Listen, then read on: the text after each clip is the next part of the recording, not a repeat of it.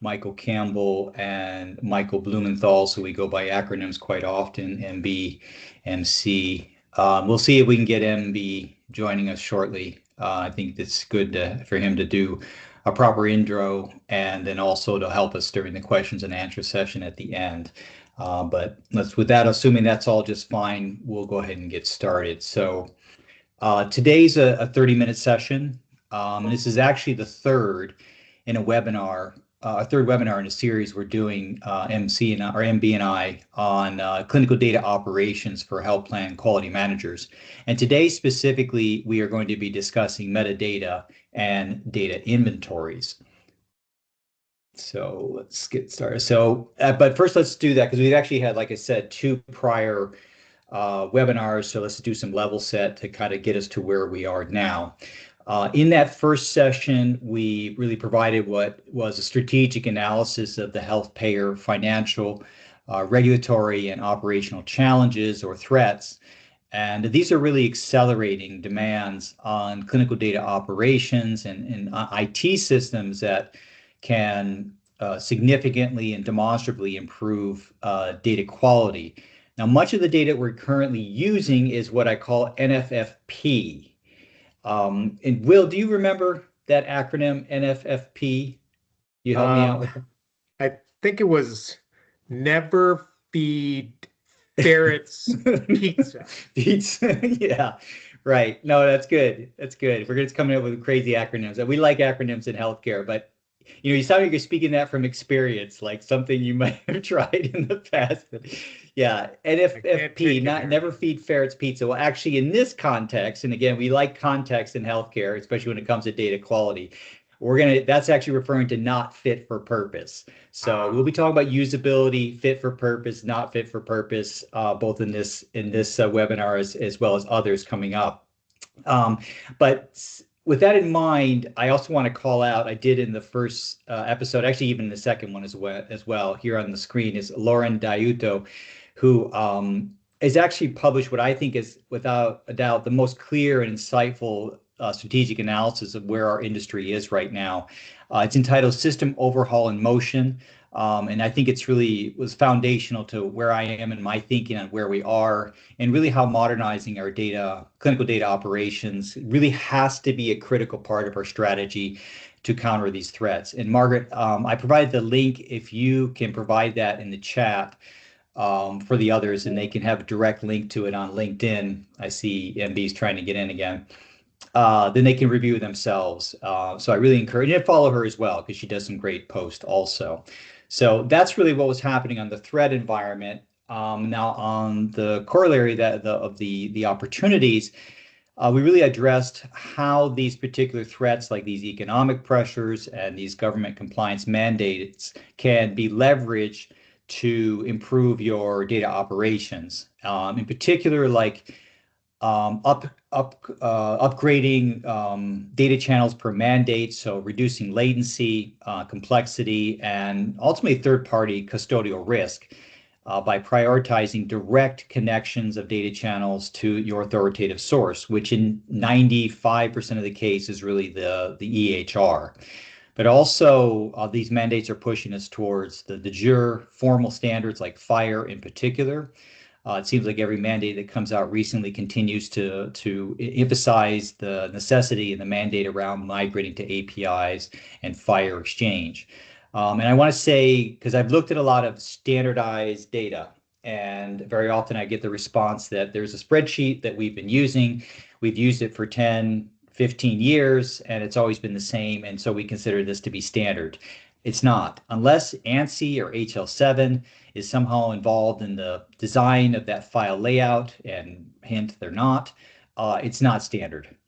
I also, as a big focus in our discussions about really instituting dynamic and modern data governance and frameworks that use dashboards, management tools, and really provide, and this is really important, is provide the clear declarations of ownership and ultimately accountability, putting some real teeth into who's responsible for the data quality and the metadata around that. And then finally, hopefully, these conditions, and we mentioned him last webinar, was our 800-pound AI gorilla sitting quietly and patiently in the corner. But all of these things collectively really are going to inspire, I hope, our industry to finally really get serious about data quality. And that's ultimately MB and I, in our last webinar, he started the webinar talking about data quality and how this is really a series about data quality. And I kind of corrected him, and I realized in retrospective that was incorrect. I said it's about data management, but the truth is everything we're doing on the data management frontier, data governance, all these things you'll see in the Dharma wheel all roll up to data quality. They're really what the ultimate intent is, to make sure our data is of high quality and usable for our target use cases. So here's an example of that Dharma wheel. This is one instance of it. At the core of it, you'll see is data governance.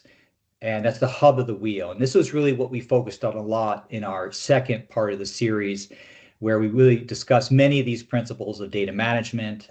We didn't touch on all 11 of the knowledge areas you see here in the wheel, but we focused on some of the key ones. And today we'll be focusing on metadata, which is this one on the left-hand side.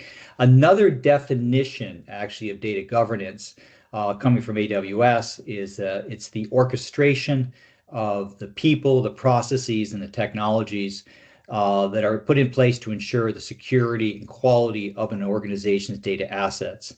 And really foundational to data governance is a data inventory. So this is what was used to record the metadata about for all the possible data sources. And ideally, it's in a dynamic, secure, using role-based access controls platform that can provide some really reliable insights. And what are we getting these reliable insights from? Well, again, ultimately the data, and hopefully that data has been governed and managed in a data governance program that provides that structure and this accountability to the processes and the tools used in the DM environment to really optimize data quality and ultimately the usability of these data assets. So this is each webinar, this will be the webinar service announcement. This slide will be present on all of them because I think it's really, again, foundational, like some of the others, that data management is not exclusively an IT responsibility. It is everybody's responsibility, including many of those of you on the call, which really work in medical management, care management, quality management, case management, et cetera. And because you really are very often the subject matter experts and business users who really understand the clinical origins of the data as well as its downstream use cases. So in the same corollary, so it's in the spirit of the shared model of data management, is metadata. And data really has many users in the health plan, and they're not really only interested in the blood pressure, for example, the data. Very often they're interested in the metadata, or informally, we like to say the data about the data. So you'll notice that, like I mentioned earlier, metadata is up here. It's at one of 11 knowledge areas of data management. And in this example, they are all interested in blood pressure. So that's the data, but they're all bringing a different perspective or use or context for what they're interested in regarding the metadata around that blood pressure. So you can see it's not as simple as I think we've many discovered as we'd like it to be. But metadata really helps to provide some clarity there. So let's give a definition for metadata from AHIMA, which describes it as descriptive data, again, data that characterizes other data, data about data, to create a clear understanding of their meaning and to achieve the greater reliability and quality of information. And one approach I use, I should say, about metadata is it a question that can be asked as part of the 6 W's? And if so, it's probably metadata. So who entered the data, for example, who owns the data? Metadata. What is the data? Is it clinical or administrative? Is it lab results data? Is it pharmacy claims? Where was the data instantiated and where is it going? Why is the data being used, or why is it considered to be a critical data element or CDE? And then when was the data entered, and moreover, when and how was the data modified or formatted? So again, these 6 W's. And then metadata management is actually the systems and processes for the documentation and management of that metadata to really maximize its usability and its value to the organization. So let's think about or talk about granularity of metadata. And I think to understand what that means conceptually is I like to think of it as an analogy that we may be more familiar with, or that you may be more familiar with, like the practice of healthcare and medicine. And so in both domains, healthcare management and data management, there's a top-down strategy. So that's what's setting the strategy and the governance, say the business layer of the management of these two domains. And from that management layer down, then granularity increases. So in the example or the application of medicine, we've reduced medicine hierarchically from systems down to organs, down to cells, i.e. more granular.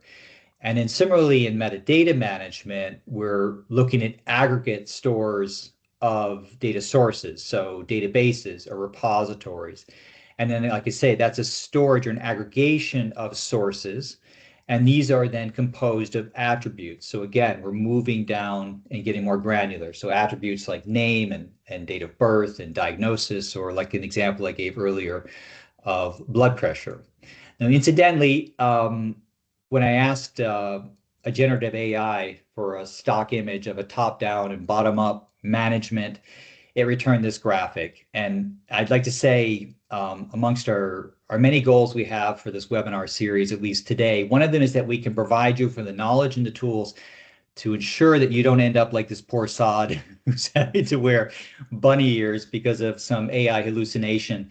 And also, apparently, you have to undergo constant ridicule from this large finger like pointing at him. So don't worry. I mean, we really have your back, and we want to make sure you're not the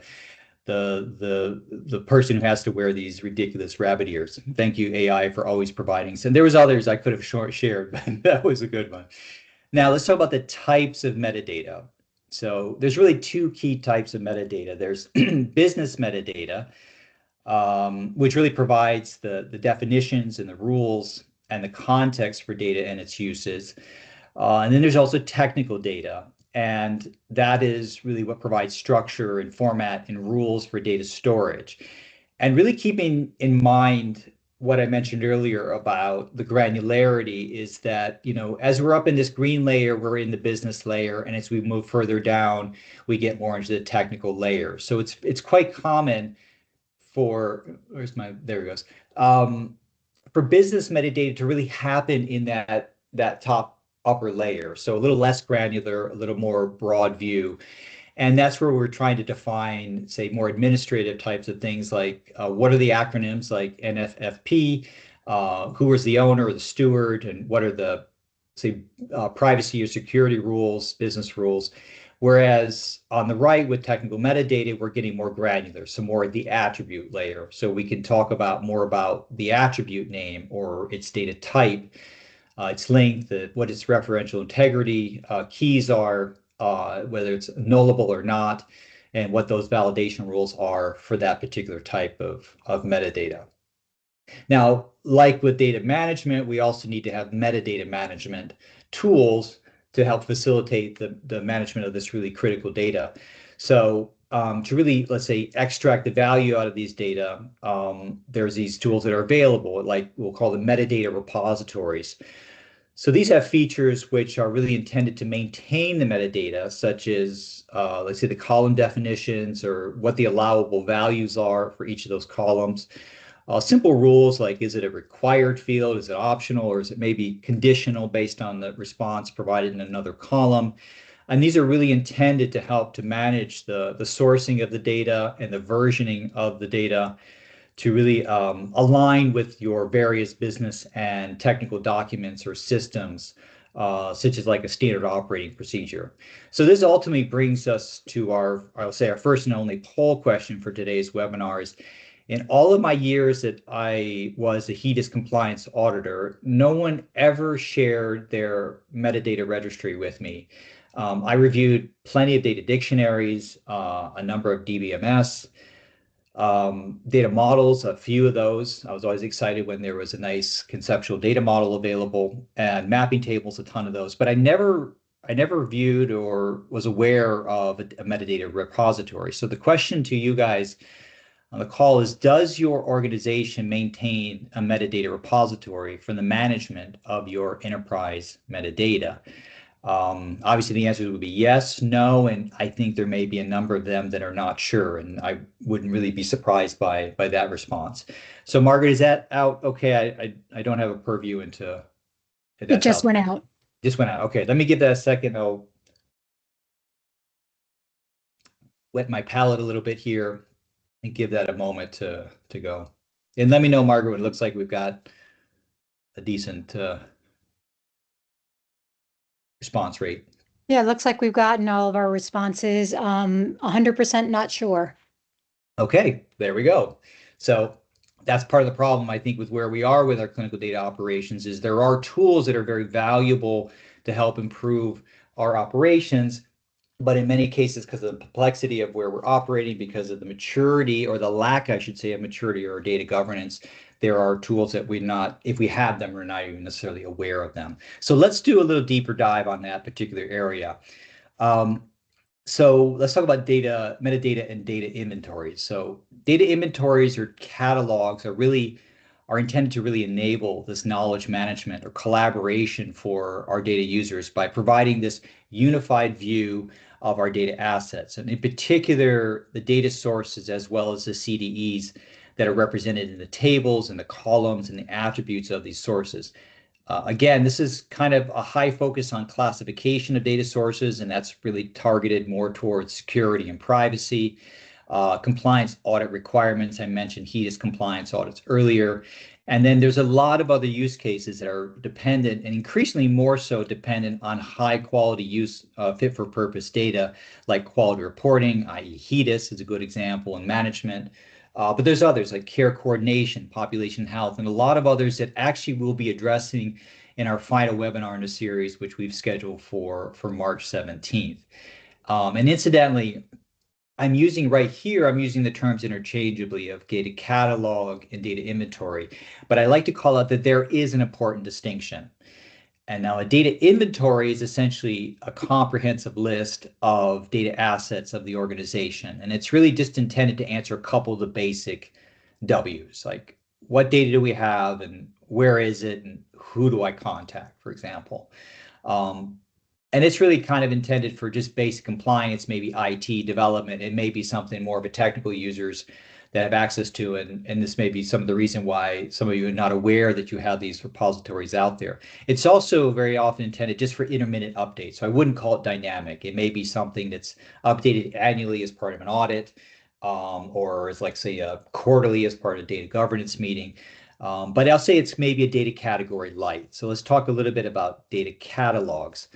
I meant to say data catalog, not category. So this actually extends the data inventory. And this adds more features, potentially more attributes, so it can address more of the W's. So not only just what data do we have, where is it, and who owns it, but what is its meaning in this context?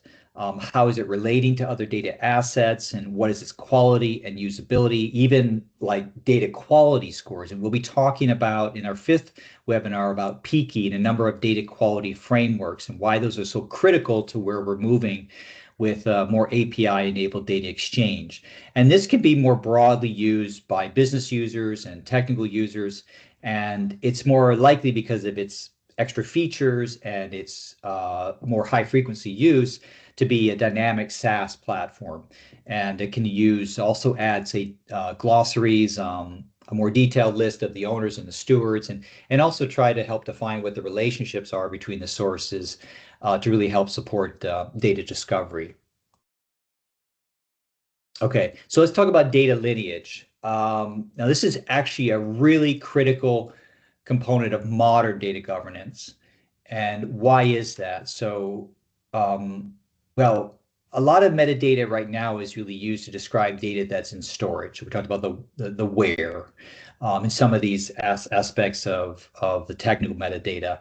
But data lineage metadata really starts to center on data that's in transit. So documenting that data journey. So from where did the data originate? How was it transformed and by who? And then where is it being used as a target use case? And for those of you that are, say, tracking the FHIR mandates, including now the mandate that your Fire API endpoints be US CDI version 3. This actually includes a data provenance resource, which is a requirement. It's one of the particular resources that focuses on the origin and the history and the authenticity of the data. So think of that as that's the starting point. So that's again the origin story. So we need to have confidence at the very least that the data that's in that origin is accurate, that it's authentic. And very often we look at certain types of extracts for fire or for CCD. Part of what we like about them is that the entire data set itself is attested to, that's authenticated. So everything within that is considered to be accurate and authentic. Now, data lineage starts to really focus on what happens to it when it leaves that point. What is it, like using that expression, what is its data journey as it moves away from its place of origin? So that's where there's a key difference between the two. Okay, let's talk a little bit more about metadata and data lineage. Now, I think this is a critical component of modern data governance is data lineage. And like I said earlier, it augments that metadata also for, I'm thinking I'm missing a slide. Yeah, I am, no wonder. Okay, sorry about that. Data lineage is that critical. So it's really used to describe the data in storage. No, sorry guys. I feel like I already hit this one. All right. Didn't get as many run-throughs of the presentation I'd like. So here we go. So let's talk about the entity and relationship data models. So some of you maybe as like custodians or data models or architects, you know one of the things that has to be done as you move from one aggregate into another is that the data model may change. So how the entities are described, what the packaging of the data is, and what's the relationship between those entities within that aggregate is going to very often require you to transform the data. So that's what lineage does a really good job of, is it actually understand what is happening to the data, what was done to it to be able to move from one aggregate into the other. It's also can be used to determine impact assessments. So if I know I'm in one of these early models and I need to change something, I can better anticipate with lineage what is going to be the impact in that, say, final data model that it's moving towards. That's what lineages also can help. And I really think, again, coming from my background as an auditor, that this is a key data dimension. And I think it's going to be the up and coming data quality dimension, which is auditability, because this is precisely the type of data quality that we need for compliance audits, for fraud, waste, and abuse investigations. And ultimately, it's really being, say, highlighted as a really important tool for the verification and validation of what we're going to see with these high velocity, low latency, fire enabled API data exchange. So keep an eye on auditability as an important dimension. And then finally, again, coming back to modern data governance. So a couple of key takeaways are, one is there needs to be real ownership.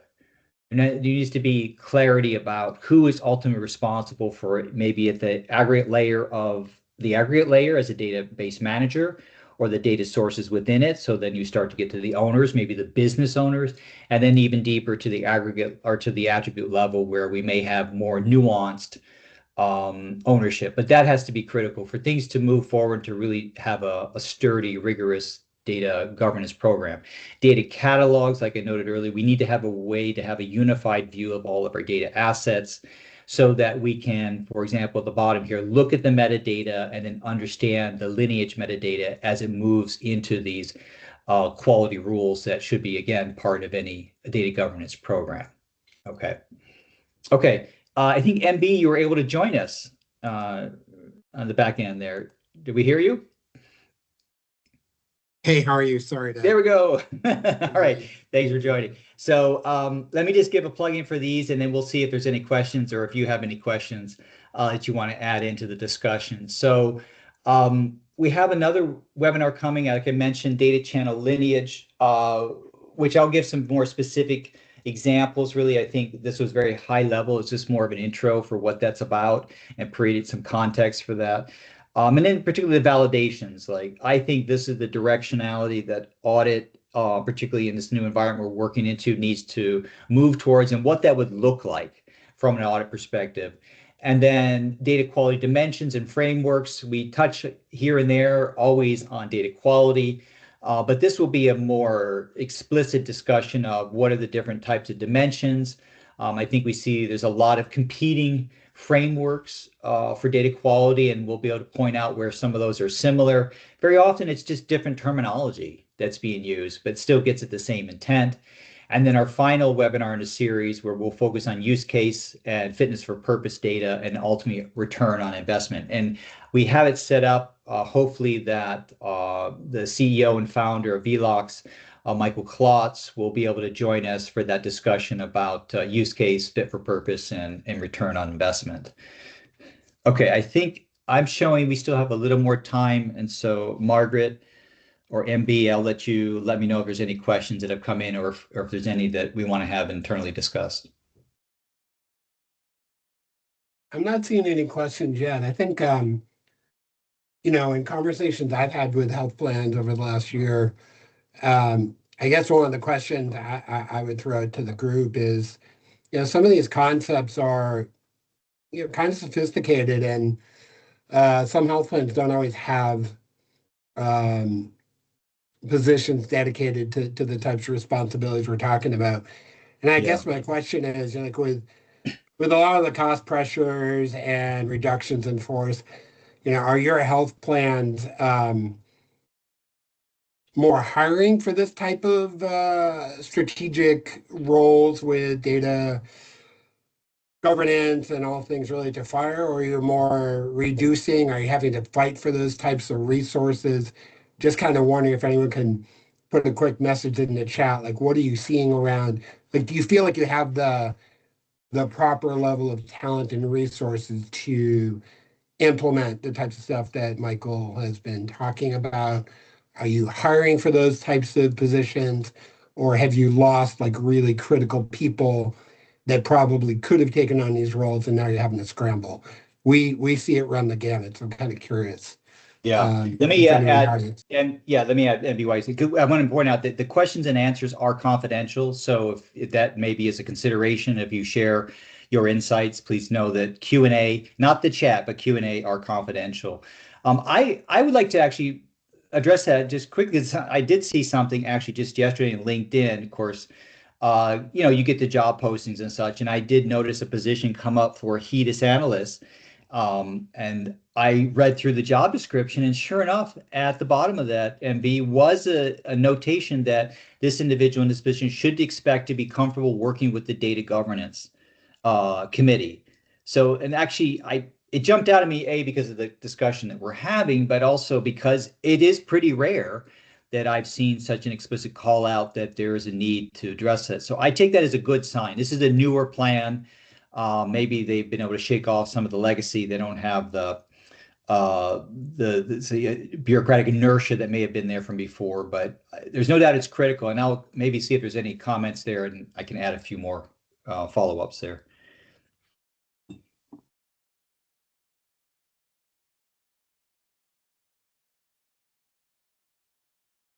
I don't see any questions. No comments? Okay, fair enough. Yeah, I would say, let me add a few more comments on that, is that it was probably starting in around 2018, where I started to realize I wanted to ask more explicit questions of plans about where they were in their data governance maturity. And I was very open to any number of possibilities of what the responses may. I'd be surprised and find that there was nothing, or equally surprised to find out there was very rigorous programs that were in place. And sure enough, I found that it was really like NBC run the gamut, that you had some organizations, usually it was a sense of scale. So the larger the organization, the more there was a mandate, largely because of the complexity, that they had some formal data governance program in place. But very often the data governance program was, like I mentioned earlier, where I just simply looked at some data dictionaries and saw maybe a data model. And that was pretty much the best that I could expect. That said, we're moving into this new paradigm where we have to be much more agile, and even organizations that may feel that they don't necessarily have that top-down kind of approach to data management can still have a bottom-up approach where you understand the context and the uses of the data, you know that you have auditors like myself and others, and even potentially regulatory auditors who will be asking questions about how do you know what you know about your data, did you have system in place? And I will say, without doing too much of a plug for Velox and what we're about, this is a core thing of what we're about, is making a very basic approach to how to start to build up this inventory of your metadata so you can get a handle on what data do you have, what are its target use cases, with this predominantly being focused on quality measurement and reporting, so that you're really tooled up like you need to be as we start to go into this, like I'll say, higher velocity, higher volume sets of data. So there's solutions out there, there's approaches that don't necessarily require this top-down mandate. It's better with that governance. It's way better when there's ownership, because then you can move more quickly. But it's not necessarily essential for you to be able to make some incremental steps in improving your data management and data quality.